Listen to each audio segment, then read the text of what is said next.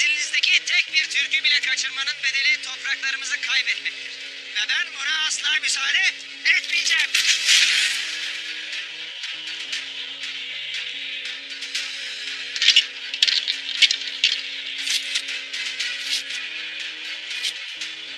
Elmayı vuran her asker, elimde gördüğünüz kesedeki altınların sahibi olacaktır. Iskalayan herkes içinse adalet gecikmeyecek. Ve tabii ki benim gazabımdan da kurtulamayacak.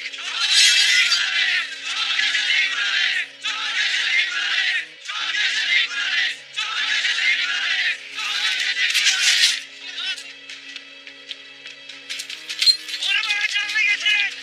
Ares!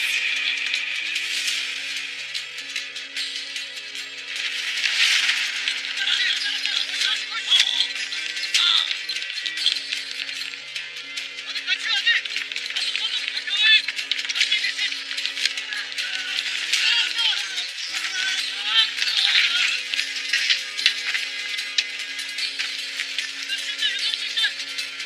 Koşun.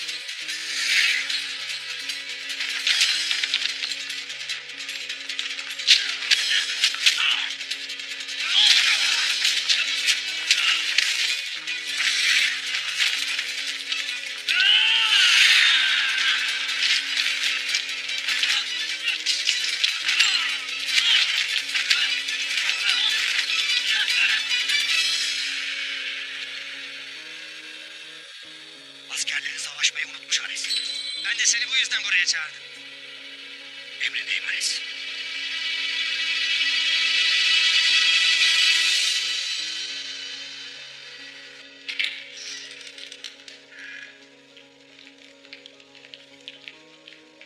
Bahadır Bey! Bahadır Bey! Ne istersin Göktuğ? Gitmeyesin Bahadır Bey. Emir Hazretleri seni görmek ister. Devletimizdir dedim. Baş tacı ettim. Sultanımızın emiridir dedim. Sözüne itimat edip otağımı söktüm. Göç etmek için yollara düştüm. Bu topraklara geldim. Değil bana, değil obama, evladıma bile sahip çıkamayan adamın ayağına gidersem ayağım kırılsın. Ocağına dayanırsam ocağım yıkılsın Göktuğ. Anladın mı beni? İçindeki öfkeni düşmanlarına saklayasın Bahadır Bey. Dostlarına değil. Ocağım sönerken sessiz kalandan, beni evladımdan, umudumdan koparandan daha büyük bir düşman olur mu Göktuğ? Dar gününde sana elini uzatan, o saygıyla öptüğün eli şimdi geri çevirmeyesin Bahadır Bey. Düştüğün vakit yalnız kalırsın. Öfken seni yer bitirir. Mecaziz yarı yolda bırakır. Gel etme. Emirine de ki, onun sözlerine kulağım sağırdır. Gayrı herkes kendi yoluna.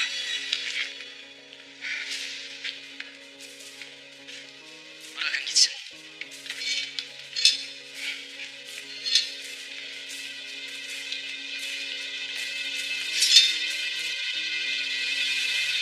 Sultanımızın emriyle bu topraklardaki vazifem bitmiştir Ertuğrul Bey. Bugün Allah'ın izniyle Konya'ya döneceğim. Verdiğin hükümlerin hesabı gayrı senden sorulur, bilesin. İnşallah verdiğin hüküm bu topraklara bela getirmez. Bu sözümü de yabana atmayasın. Ben vazifemi yaptım Emir Saadettin. İnşallah sen de Konya'ya vardığında sultanımızı zehirleyenleri de bana ve alplerime tuzak kuranları da tez vakitte bulacak mahareti gösterirsin. Bundan şüphen mi var Ertuğrul Bey? Sultanımızın zehirlendiğini gördüğümde, sefere giderken tuzağa düştüğümde devletimizi devlet olmaktan çıkaranlar olduğunu gördüm Emir Saadettin. Ah Ertuğrul Bey ah. Düştüğün tuzağın öfkesi gözlerine de, o yiğit yüreğine de perde indirmiş. Dostunu düşmanına ayırt edemeyecek kadar kör olmuşsun. İyi belliyiz. Devletimiz hainlerden hesap soracak Kudret.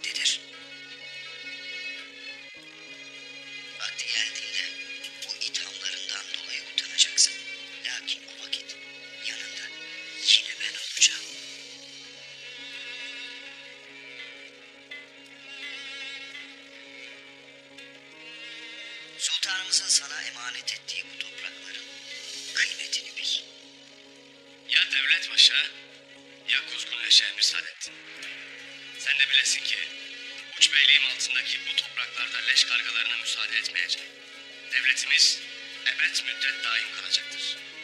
Sultanımız uğrunda ölmeye hazır yiğit beylerin olduğunu bilsin, bu bize yeter.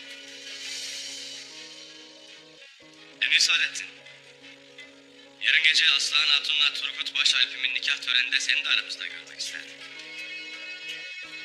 Lakin devlet meseleleriyle ne kadar meşgul olduğunu bildiğim için ısrar etmeyeceğim.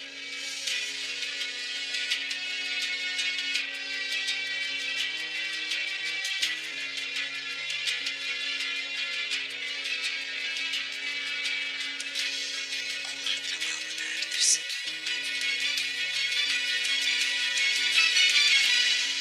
Hafsa. Haymana. Yetimler giydirilip donatıldı. Fukaralara da erzakları verildi. Eline sağlık kızım. Sağ olasın. Sen tutakla ilgileniver. Olur Haymana. Çok şükür. Beyim döndüğünden beri gene eski günlerimize kavuştuk ana. Çok şükür kızım. Lakin keşke Dündar da bizimle birlikte bu günleri yaşasaydı. Açın kapıyı. Bir hazretlerinin yolu uzundur.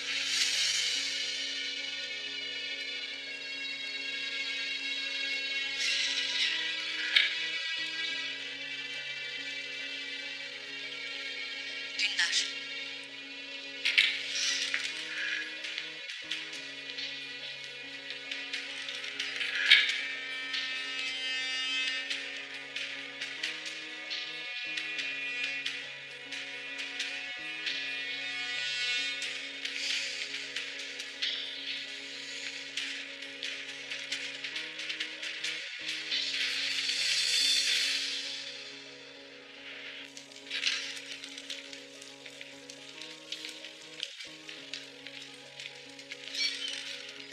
Kaleme hoş geldin sevgili dostum Titan.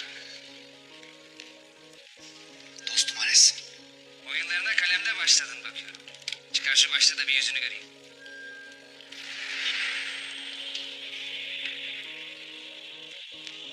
Kaleme geldiğimi ikimizden başka kimse bilmemeli diye düşündüm dostum Ares. Başımda Ertuğrul gibi bir bela varken hiçbir şey şansa bırakamayız. Beni buraya onun için çağırdığını biliyorum. Doğru biliyorsun.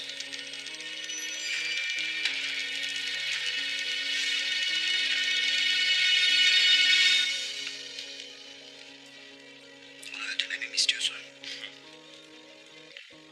Onu öldürmek senin gibi bir büyük savaşçı için bile kolay değil Titan. Sırası geldiğinde bunu da becereceğine eminim ama... onu can evinden vurmak için senin gibi bir şeytana ihtiyacım olduğuna karar verdim. Onu en güçlü, en güvenli olduğu yerde... obasında tuzağa düşürmek isterim. Demek obasına sızmamı istiyorsun. Evet. Kolay olmayacak ama başaracağım Ares. Tahmin ettiğinden çok daha kolay olacak Titan. Çünkü onları en zayıf yerlerinden vuracaksın. Nedir o?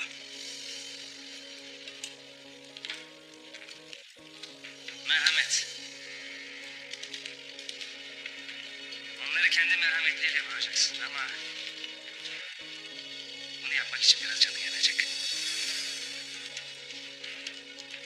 Kutsal davamız için ölüme hazırım.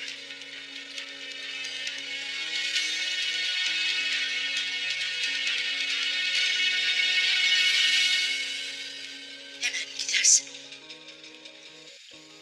Bir an evvel abilerimin obasına varıp beyimizin hayatta olduğunu muştulayayım. Hem abilerin obasına gitmeyi vazife sayarım. Vazife beklemez.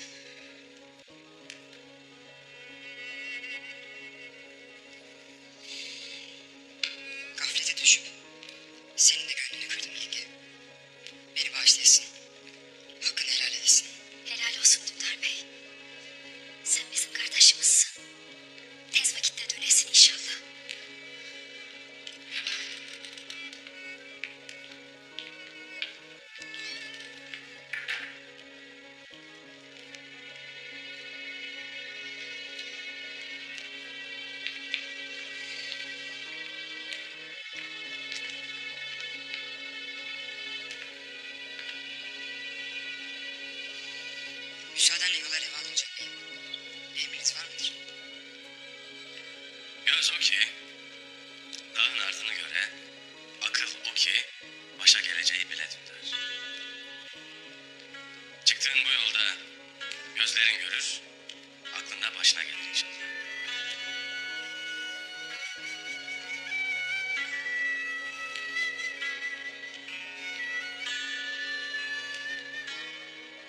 Hakkın helal etsin abi. Helal olsun Dündar.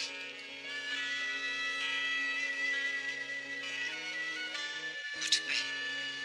Toyda senin de gönlünü kırdıysam beni bağışlayasın. Hakkını helal edesin. Beylik yoluna eğri girdin Dündar Bey. İnşallah çıktığın yoluna doğru olursun. Hakkı sana helal olsun. Yolun açık.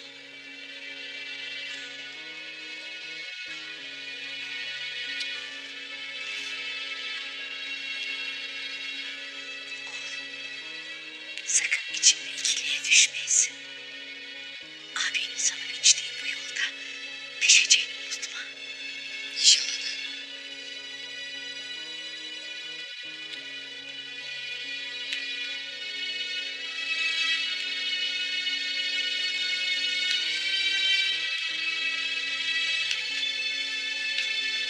Allah'a ısmarladık.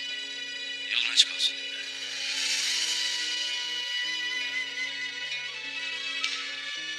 Allah'a emanet.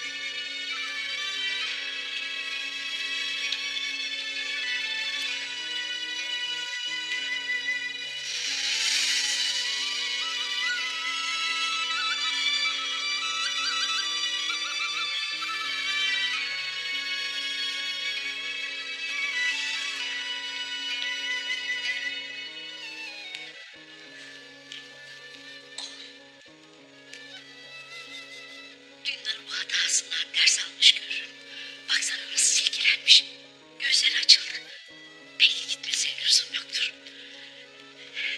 Açık derim. Bir daha mı düşünsen? Bugün onun gafletini bağışlarsam, beyler gaflete düşmekten imtina etmez ana. Önü alınmayan gafletin varacağı yer, en sonu ihanet olur. Buna müsaade etmem. Aslında liyakattir.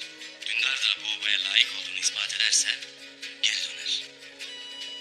Sen dua edesin ana. Sen her şeyin en doğrusunu bilirsin.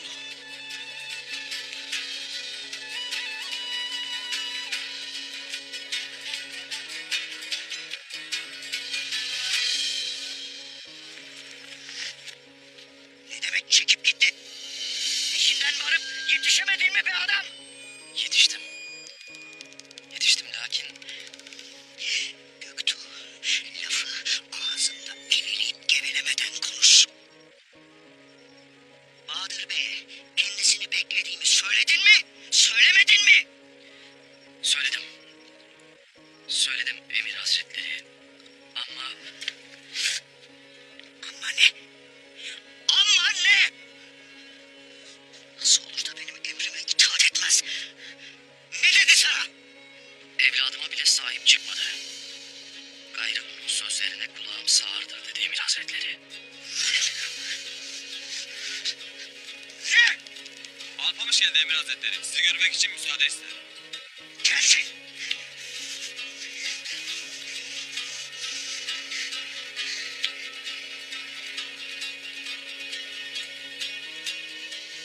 Aslanlı Turgut. Asla muratlarına eremeyecek.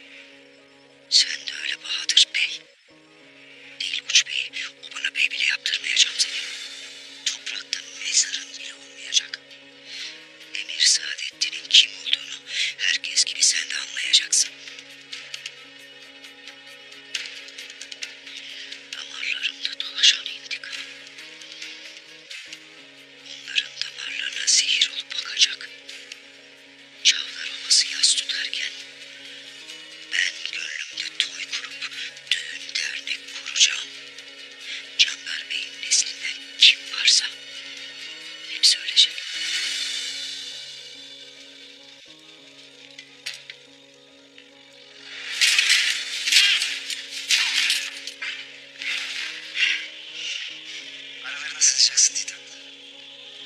Ertuğrul'un yaptığı her şeyi bana bir bir anlatacaksın.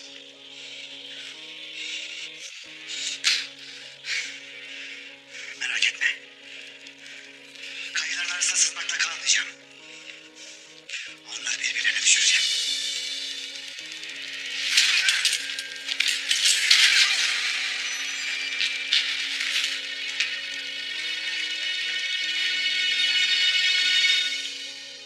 Bu kadar yeter mi Titan?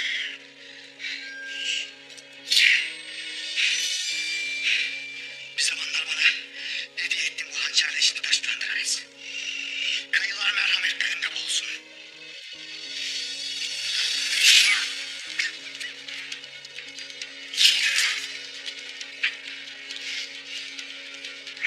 Ertuğrul'un merhameti oğlu gündüze mal olacak Titan. İstediğim zaman oğlunu bana getireceksin. Tanrı imparatorluğumuzu korusun. Amen.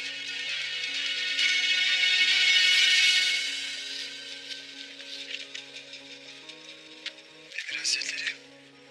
Söyle Alpamış. Bahadır Bey'in obasından ne haberler getirdin bana? Obamız yoldadır Emir Hazretleri. Yükümüz çoktur. Kanunlar bizi yavaşlatır ama az yolumuz kalmıştır. Keşif bahanesiyle yanınıza varıp haber etmek istedim. Hala. Tam vaktinde geldin Alpamış.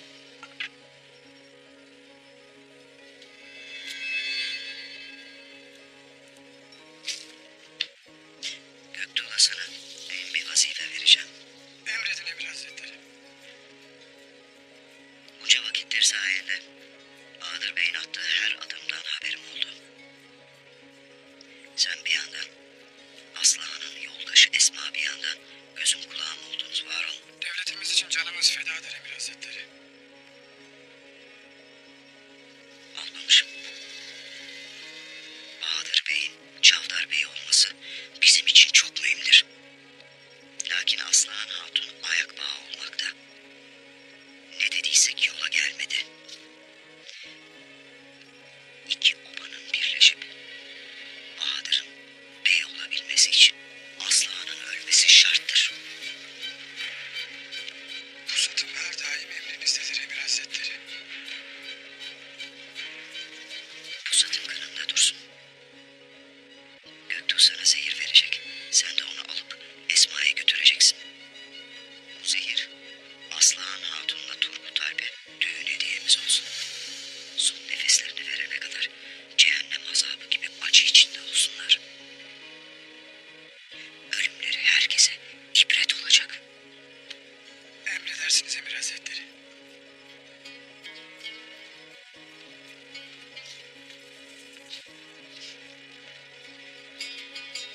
Bu alem ki ottan yanan bir ummandır. Girip de içinde boğulmaktır aşk. Bela yağsa gökten başını açıp şükretmektir aşk. Zehri için mest olup ölmektir aşk.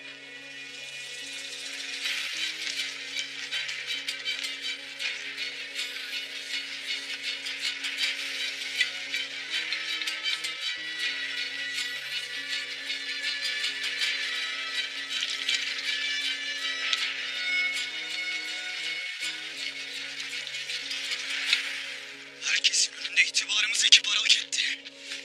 Beni, Bahadır Bey'in oğlunun kendi obasından sürgün etti. Dilimiz lal mı oldu, bileğimiz mi çürüdü? Ne dilimiz laldir ne de bileğimiz çürümüştür. Kimse benim oğlumu benim obamdan sürgün edemez. Etti işte baba. Hem de Oğuz Beylerin önünde.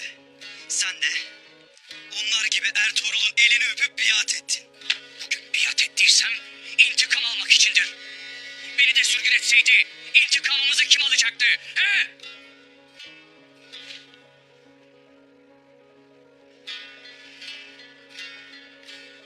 Bırak o beylerin yanında kendi kendini avutsun.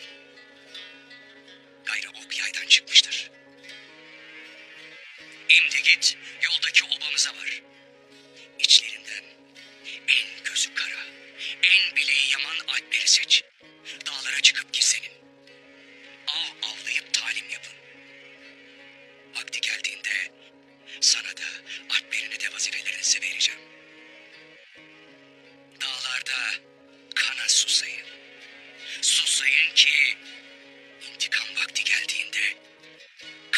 usturasınız. Ya Emir Saadettin? Gayrı bundan sonra onun sözü de çürümü kadar yer yakar. O, kendi göbek bağımızı kendimiz keseceğiz.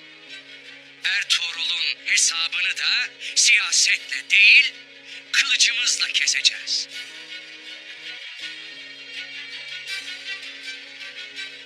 Gayrı buyruk senindir baba.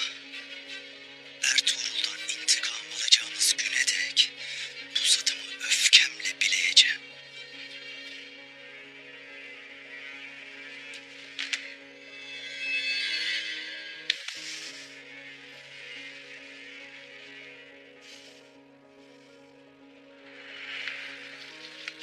Oba çevresinde sürekli devre yatasınız. Hepiniz gözünüzü dört açasınız. Haydi.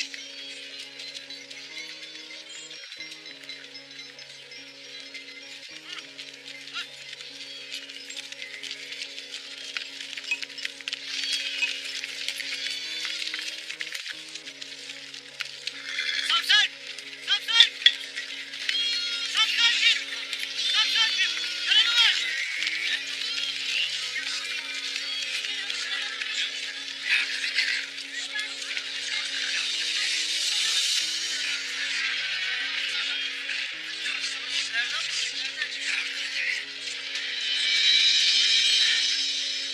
Bu halin nedir? Kim yaptı sana bunu? Eşkıyalar. Eşkıyalar yolumu kestiler. Hanlı pazara malları götürürken her şeyimi aldılar. Yalvarırım beni ölüme terk etmeyin. Merak etmeyiz. Biz kimseyi ölüme terk etmeyiz. Kimsin? Necisin? Adım Darius. Hristiyan bir tüccarım. Sizi de babanızı da huzursuz etmek istemezdim fakat çaresiz bıraksın. Yarım sarıp biraz ekmek, biraz su verirsiniz. Yeter. Bizim obamızda, soframızda herkes açıktır. Türkler söyledikleri kadar yardımsevermiş. Tanrı sizi korusun. Atlar! Darius şişma çadırını alalım, hadi! Tanrı, Hadi! Tanrı sizi korusun.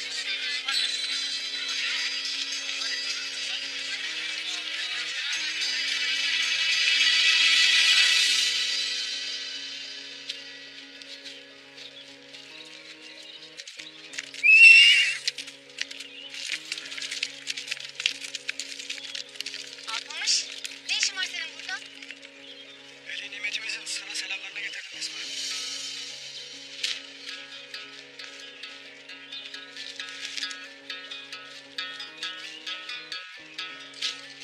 Hizmetlerimin karşılığında küçük bir hediye. Emir Hazretleri için canımız fedadır Alpamış. Bu da Emir Hazretleri'nin Aslan Hatun için nikah hediyesidir.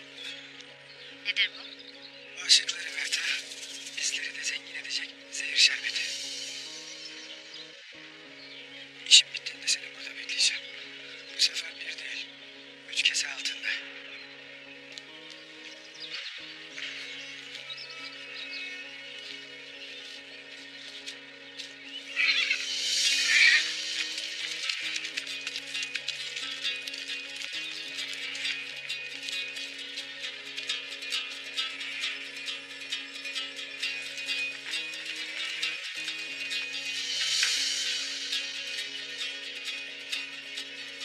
Parmaklarının dokunduğu her taş ancak onları hak eden bir güzele kavuştuklarında parıldar.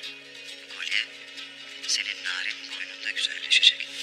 Emir Saadettin'in teklifi sadece sizleri değil, beni de şereflendirmiştir.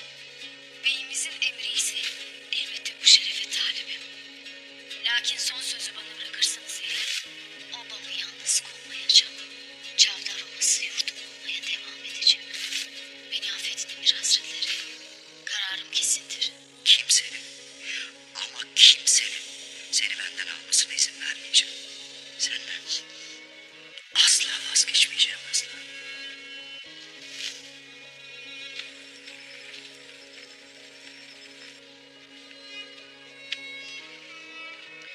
Emir Hazretleri, Zehri papazdan alıp Alpamış'a verdim. O da Esma'ya verdi. İkisi de ölecek. Hala. Dilerseniz yola çıkmak için hazırız Emir Hazretleri. Hayır.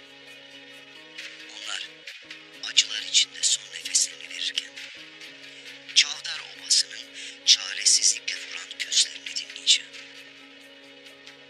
Sözünde durmayan Aslan'ın da Turgut'un da ölümünden emin olacağım. Peki ya Bahadır Bey? Ertuğrul.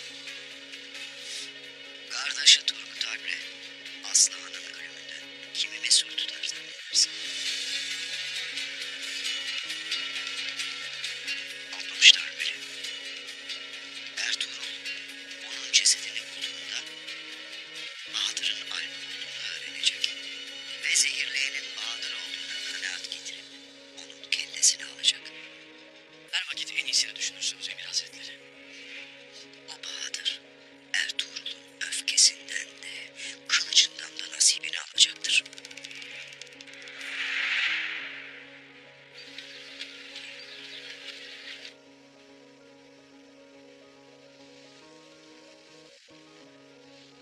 Kimmiş?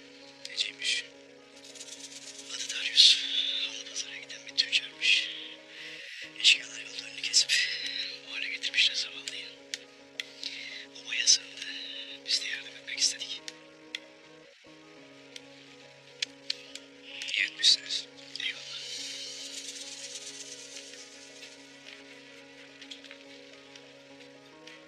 Öldüresiye dövdükleri yetmezmiş gibi bir de bıçaklamışlar. Neyse ki çok kan kaybetmeden yarasına müdahale ettik.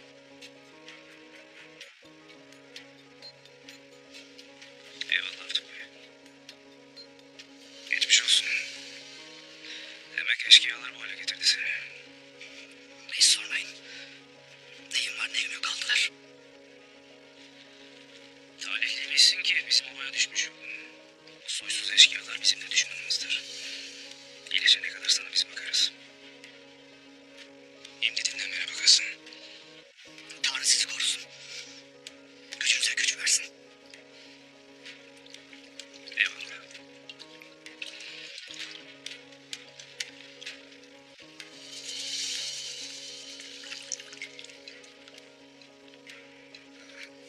Kara düşmüş. Ertuğrul Bey'ime vaziyeti ben bildiririm. Ne ihtiyacı varsa karşılayasınız. Merak etmeyin Turgut Alpaşım.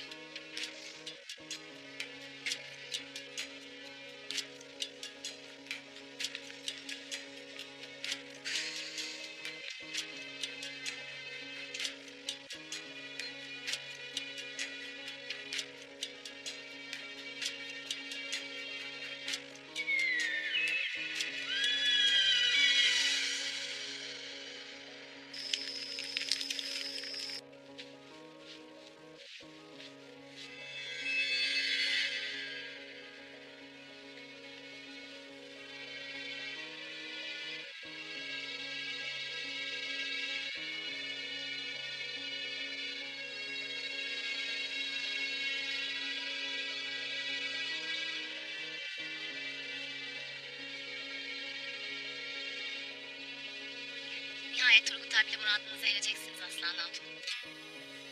İnşallah Esma Hatun. İnşallah. Keşke Ali Arabim de olaydı. Şu gayret kuşağını belime o bağlayaydı. Kader böyleymiş Aslan Hatun. Üzülmeyesin. Gayret Turgut Alp'in yanında, Ertuğrul Bey arkandadır.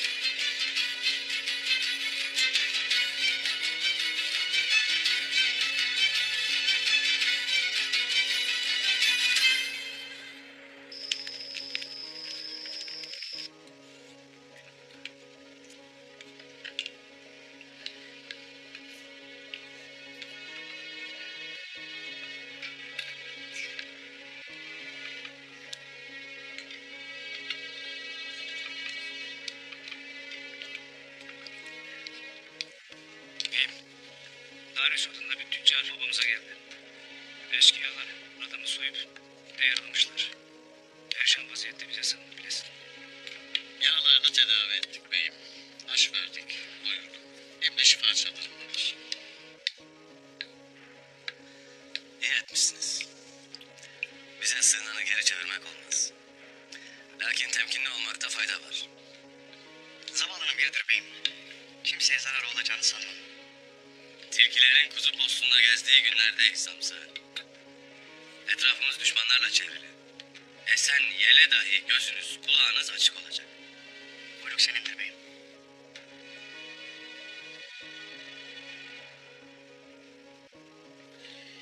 Yemekten sonra Turgut oğlumun endamının ölçüsünü alalım. Hayırdır Haymana? Niye güne? Halime Hatun'la Hafsa kızım Turgut Alp'imin nikahı için ona kendi elleriyle elbise dikerler. Ya Turgut kardeş, evlilik adama boyunun ölçüsünü böyle aldırır işte.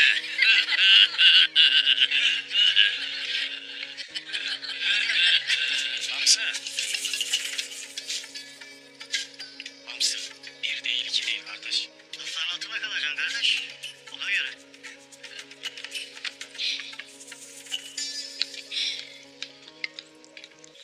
Alplerle hatunlar neden evlenirler baba?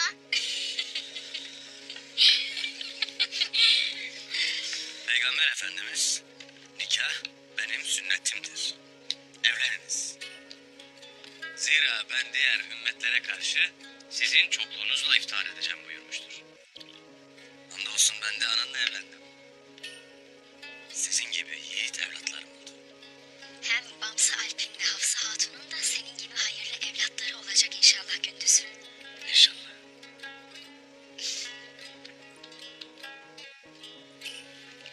İnşallah Halime Hatun. İnşallah.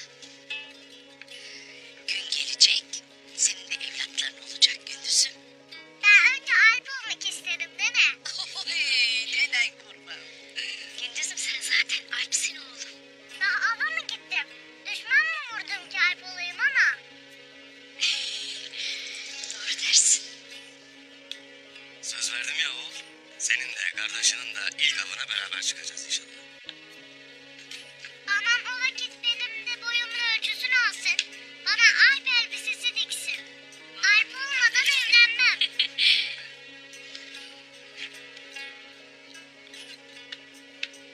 Bizde yiğitlik göstermeyene kız verilmez zaten Gündüz'üm.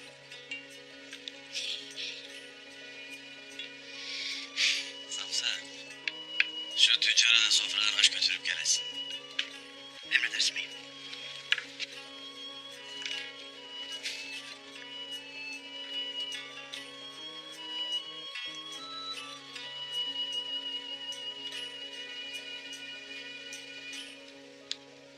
At ayağı külük, ozan dili çevik olurmuş.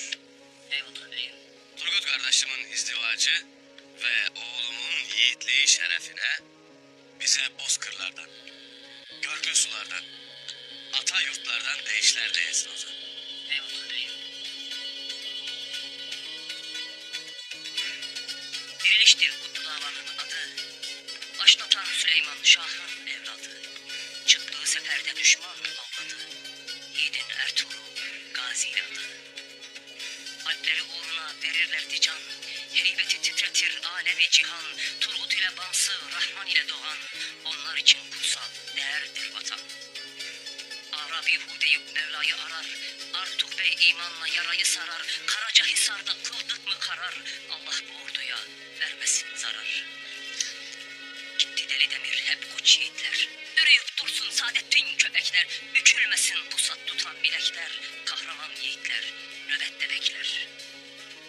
Hayma anadır babanın anası. Süleyman Şah'ın o gönül yarası. Otağında açan gülü goncası. Yurdu oldu onun kaybolması. Halime Sultan Bey'in göz nuru. Her zaman eriyle duydu gururu. Yılmadan ardında hep dik durduğu. Sürecek onunla kayılar soyu. Türkmen oldu sürsün asil soyumuz.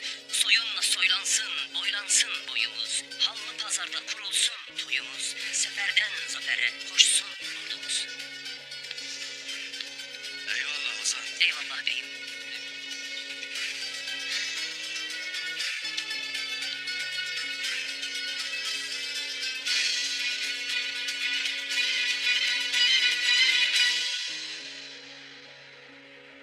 Sizi buraya çağırma sebebim kaledeki hazırlıkları yetersiz bulmamdan dolayıdır. Ne var? Efendim, Ertuğrul Bey size bir mektup göndermiş. Oku.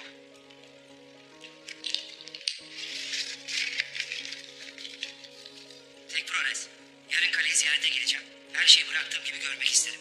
Uç Bey Süleyman Şahoğlu Ertuğrul. Ne duruyorsun git.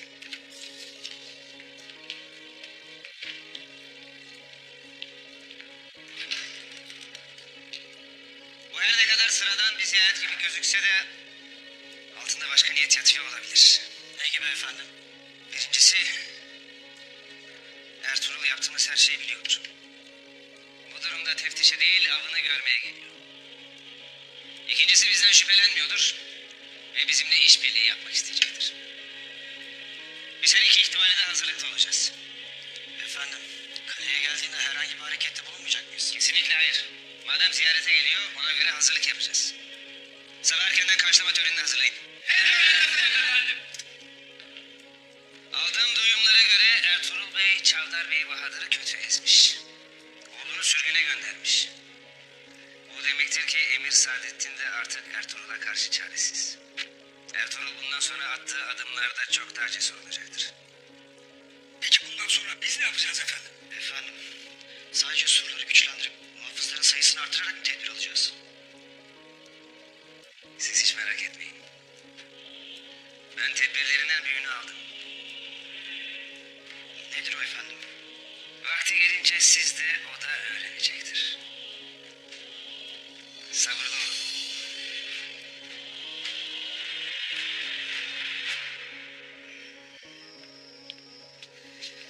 Dur. Yardım edeyim sana. Şöyle dur. Al bakalım. Ertuğrul Bey'im sofrasından gönderdi bunları sana. Sağ olsun. Bunlar benim için ziyafettir. Hayman Hanım'la Halime Sultan kendi elleriyle yaptılar. Elbette ziyafettir. Ertuğrul Bey ve ailesine kadar iyidir. Zorda kalan herkese böyle yardım eden Ertuğrul Bey. O da sorumludur. Mazlumların umududur o. Kimseyi kimseden ayırt etmez. Ayırt ettiği tek şey haklı ile haksızdır. Ne güzel. Ne güzel. Anlat bakalım. Senin hatunun, çoluk çocuğun var mıdır? Kervanlarımız vardı. Bir gün eşkıyalar ani bir baskınla her şeyi yağmaladılar. İki çocuğumu ve hatunumu öldürdüler. Yaralanmıştım. Kusura kalmayasın. Üzülme. Ben yalnızlığa alıştım artık. Babanız da pek kalabalıktır. Kaç çadır var burada? Ne görüyorsun o? Anladım. Erkeklerin hepsi savaşçıdır herhalde. Bizde herkes savaşçıdır. Doğru ya. Türklerin hepsi savaşçıdır. Obanız pek güzel ama ne surlarınız var ne de kaleniz. Düşmanların saldırısından korkmuyor musunuz? Secde ettiğimiz Allah'ımız, dalgalanan sancağımız.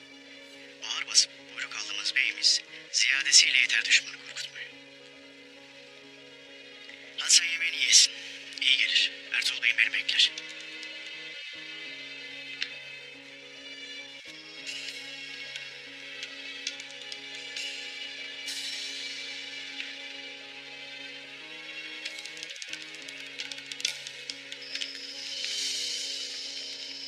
Karacahisar Kalesi'nin fetih vakti gelmiştir Alpler.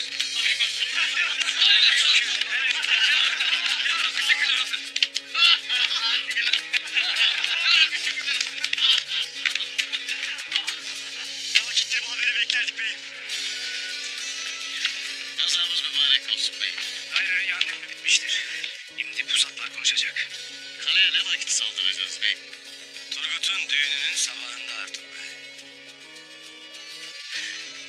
Düğün sabahı Ares'in en beklemediği vakittir. Bizi düğün eğlencesinde sanırken onu gafil avlayacağız. Bu da sana düğün hediyem olsun Turgut.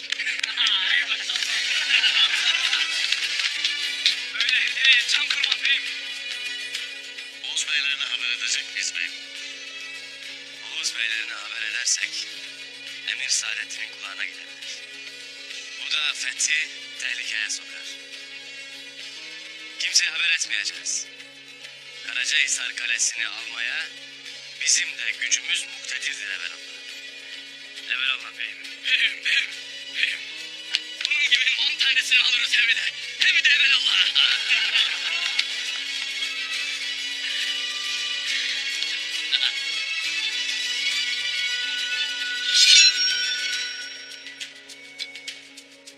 Kalenin kapısı şafakla açılıp gün kararınca kapanır. Abdurrahman, yanına ahali gibi giyinen alplerle ticaret yapar gibi kaleye sızacaksın. Kalenin içine vardığında atsızı bulacaksın. İkiniz dikkat çekmeden Ares'in aldığı tedbirleri öğreneceksiniz. Kalede ne var ne yok. Hangi burçta kaç nöbetçi durur? Bu nöbetçilerin pusatları nedir? Surlardaki taşların sayısına kadar isterim Abdurrahman. Kale kapısı kapanmadan çıkıp Çavdur Obası'na varasın. Orada senden malumat bekleyeceğim. Emin olur beyim. Kaleye sızan alplerimiz ne edecek beyim? Kale kapısı açıldığında avluya girecekler. Askerler geldiğimizi gördüğünde kapının yüzümüze kapanmamasını sağlayacak olan alpler onlar. Ben de yarın kaleye Ares'i ziyarete gideceğim. Ona güven verip döşeğinde rahat uyuması için elimden geleni yapacağım. Şimdi herkes vazifesinin başına. Hatun Bey, buyurun beyim. Biz kaleye varırken sen de tez obaya varıp hatunlar dahil herkese pusatlarını kuşandırasın. Obanın emniyetini alsınlar. Buyurun senindir beyim. Unutmayın. Biz yağma için, ganimet için değil, rızayı ilahi ve nizamı alem için cenk ederiz. Bunu aklınızdan çıkarmayasınız ki fetih yolunda gayretiniz tükenmesin. Amin kardeşler.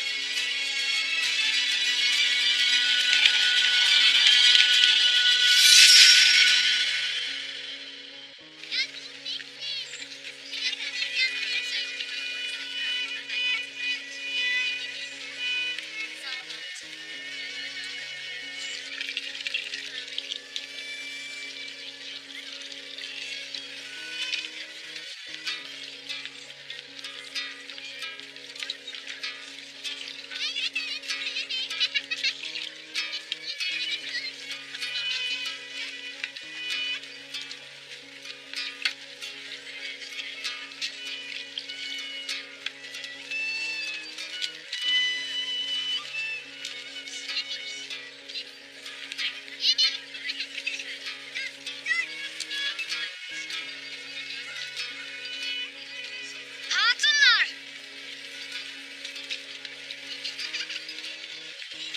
İkramda da hizmette de kusur olmaya.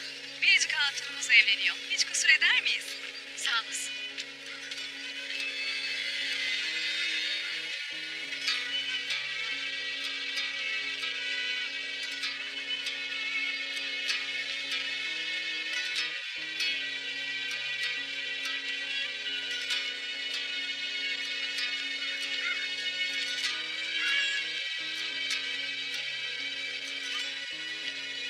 Siz işinize dönün hatunlar.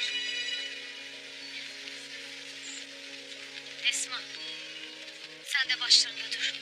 Belli ki şer saçmaya gelir bu.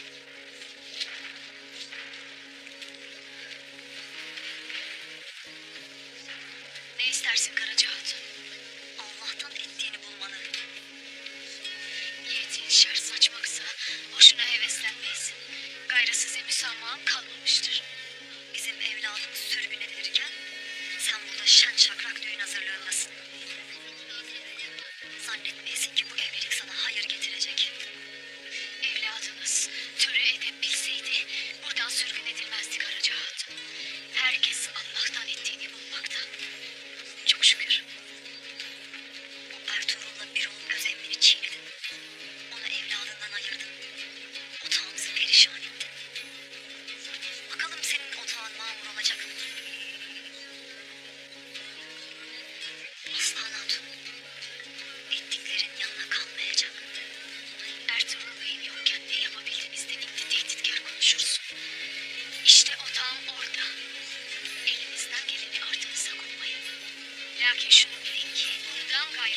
sayan diller budanır. Kalkıp başlar kesin.